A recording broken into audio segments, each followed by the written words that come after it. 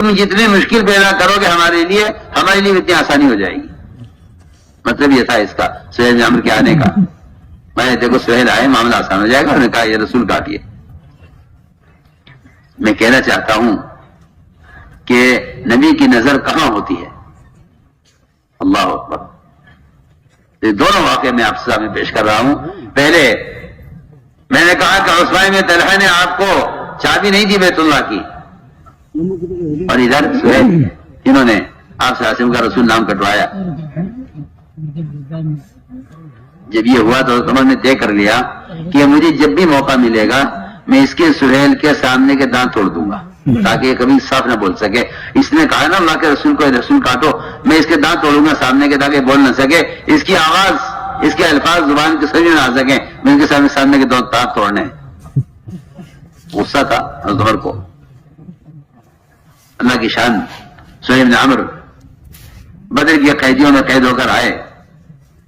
حضرت عمر نے فیصلہ کر لیا کہ کہاں ہے اس کے مجھے دانت توڑنے. اس نے اللہ کے رسول کٹوایا تھا عہد نامے سے، مجھے اس کے دانت توڑنے. میں بہت مزے کا قصہ آپ کو سنا رہا ہوں. لوگوں نے کہا کہ رسول اللہ وہ عمر اس کے دانت توڑنے جا رہے ہیں، بلاؤ عمر کو یہاں. کہاں جا رہے ہیں؟ کہ جی میں نے طے کر رکھا تھا، بہت پہلے سے میں نے فیصلہ کیا ہوا تھا کہ مجھے اگر قابو مل گیا سہیل پر تو میں ان کے سامنے کے دانت توڑوں گا.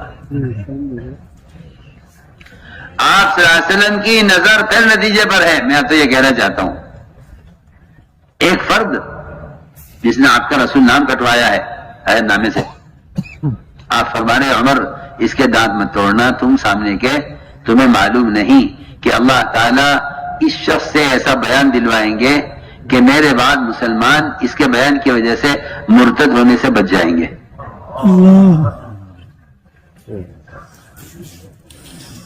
میں آپ سے بہت کام کی بات کہہ رہا ہوں. ہم تو کسی کے بارے میں بہت جلدی فیصلہ کر لیتے ہیں نا، یہ دشمن ہے، یہ مخالف ہے، یہ جاسوس ہے، یہ فلاں ہے، اسے مار دو، اسے ختم کر دو. اور وہاں ایک کافر کے ایک مشرک کی صلاحیت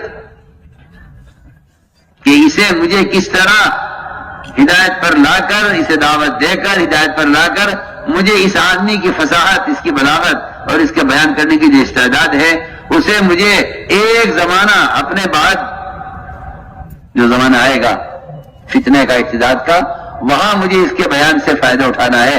آپ نے فرمایا عمر اس کے دانت مت توڑنا، یہ صاف بول نہیں سکے گا، پھر نقصان ہوگا دین کا، تم اس کو رہنے دو ایسے ہی. میں توڑ سے سنیے میں آپ کو بہت کام کی بات اس کو سنا رہا ہوں. میں نہ توڑ اس کے دانت. اچھی ٹھیک ہے جی، آپ کا حکم ہے. اس لیے کہ جہاں نبی کی نظر ہے وہاں ان اندھوں کی نظر تھوڑی ہے. اس زمانے کے جو لوگ کہتے ہیں وہ زمانہ یہ دین اونٹوں کے زمانے کا دین ہے، آج کا دین وہ نہیں ہے جو اونٹوں کا زمانہ کا. میں کہتا ہوں گدھا ہے، فاسق ہے وہ شخص جو یہ کہتا ہے کہ اس سنت کا اب زمانہ نہیں ہے. اگرچہ وہ کتنا پکا سچا متقی مسلمان کیوں نہ ہو، فاسق ہے وہ. عجیب فتنہ پیدا کیا ہوا ہے مسلمانوں نے کہ ٹھیک ہے سنت ہے مگر اس زمانے کی سنت ہے. تم نبی کو اس زمانے کا نبی سمجھتے ہو. آپ صلی اللہ علیہ وسلم کی کسی سنت عادت کو یہ کہہ کر چھوڑ دینا کہ یہ اس زمانے کی سنت ہے، میں کہتا ہوں کہ یہ محمد صلی اللہ علیہ وسلم کو ان کے زمانے کا نبی سمجھتا ہے، آج کے زمانے کا نبی نہیں سمجھتا. ورنہ نبی کی سنت کی جو اقتدا نبی کی حیات میں ہے، اللہ کی قسم اس سنت کا مقام آج بھی اتنا ہی ہے، قیامت تک بھی اتنا ہی رہے گا. یہ تو کچھ فاسق قسم کے لوگ پیدا ہو گئے اندر جو کہتے ہیں بھائی ہاں ٹھیک ہے سنت تو ہے مگر یہ زمانے میں چلنے والی نہیں ہے. تو میں نے عرض کیا کہ آپ نے فرمایا عمر اس کے دانت مت توڑنا. حکم ہے آپ کا؟ تو میں نے فرمایا ٹھیک ہے جی آپ کا حکم ہے، نہیں توڑتے.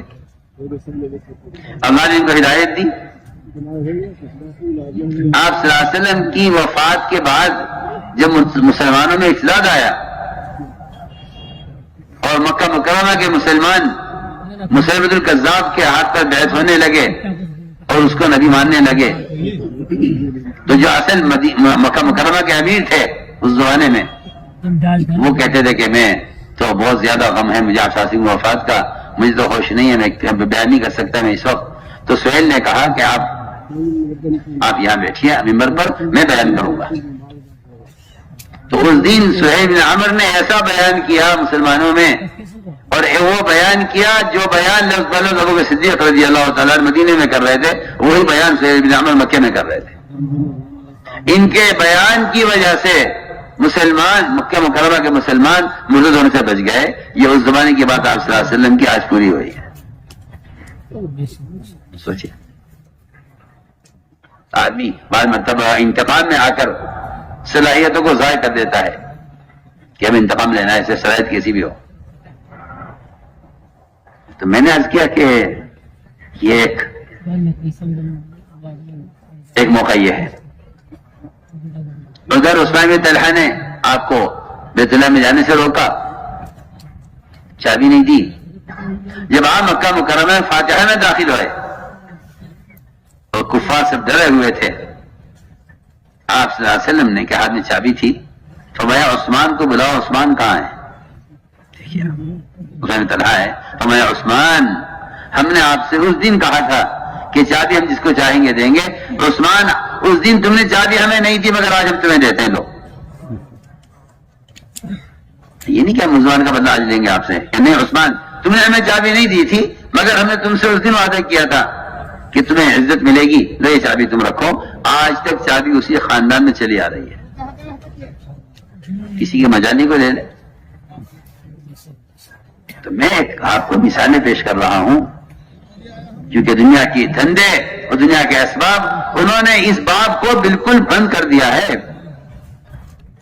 اللہ مجھے معاف کرے، مسلمانوں میں ان فضائل کی تعلیم کو اتنا ہلکا سمجھا جاتا ہے کہ سنی ہوئی باتیں ہیں بار بار کی کیوں دہراتے ہیں؟ ہر نماز کے بعد تعلیم ہو رہی، تعلیم ایک ہی کتاب پڑھی جاتی ہے، ایک ہی کتاب پڑھی جاتی ہے، کوئی اور کتاب ہی نہیں ہے۔ جی ہاں، میں کہتا ہوں کہ یہ اس سے بات بے وقوف کوئی نہیں ہے جس کو پتہ ہی نہیں ہے کہ وہ تو وعدوں کے یقین کو تازہ کرنے کے لیے تعلیم ہوتی ہے، اسے پتہ ہی نہیں ہے۔